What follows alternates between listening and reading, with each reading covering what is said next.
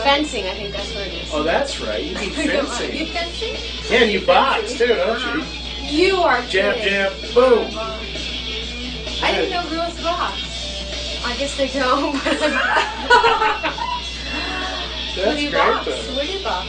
I box at it's called Bodies in Motion, and they have like a whole class, and you get them the bags, and you shadow box, and you have sparring partners. And I don't go in the ring. I'm not about to get my teeth knocked out. No, you don't want to do that. They're too pretty. But I like it just for fun, you know. That's fun. It's good for self-defense. I like. Oh yeah.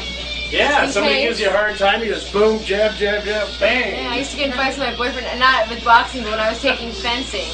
Oh, no, that's dangerous. Pick up our brooms and everything. Oh, how funny. It was hilarious. That could be dangerous. Where did you take fencing? There's a West Side Fencing Center. It's this huge place. Is it on Dennis? Oh, or Washington? I don't know. Washington. Yeah, that's. I remember doing makeup on a person who was in a stretcher and she was a stunt woman.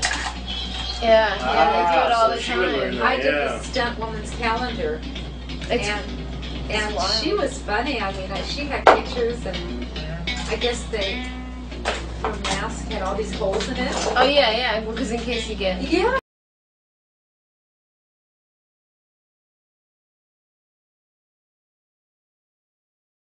I love it. Funny.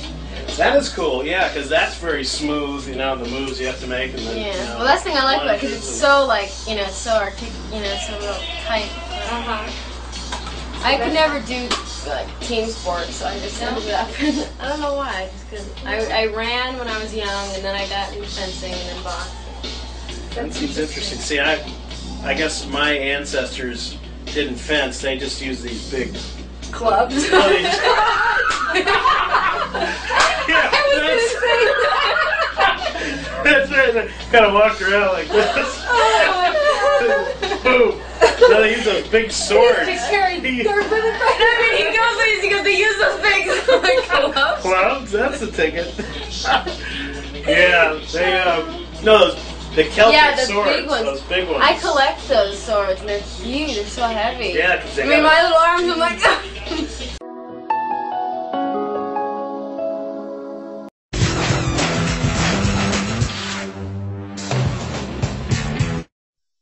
In Darfur, the number of internally displaced people has grown dramatically in the last year. You were in a camp. There's a photo of you with a 7-year-old boy, I think, who was tied to a pole. What was that? It was as shocking as it is to see that picture. I was shocked when I saw that, and my instinct with children of my own was, how could this kid be tied, and somebody let him go, and somebody take care of him, and somebody. The reality is he was about 3 years old, they said, when the bombs hit, and he was in Darfur, and he disappeared for 48 hours. And before that, he was a very normal little boy.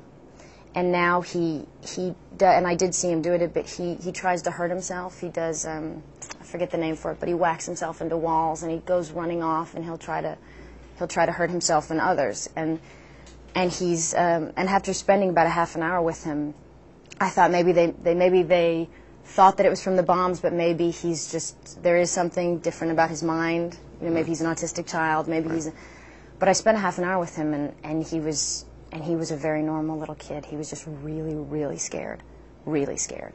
And to spend half an hour and just touch him and pet him, and you know, and hold him and look at him, and it's a part of conflict that we often don't have the time to also think about. You know, these people that have been through all of this, every refugee, what they have gone through, the therapy that it would require, the deep internal wound that has happened to these people, and what they're going to need, not just a new house and, you know, some food aid, but really what they all need.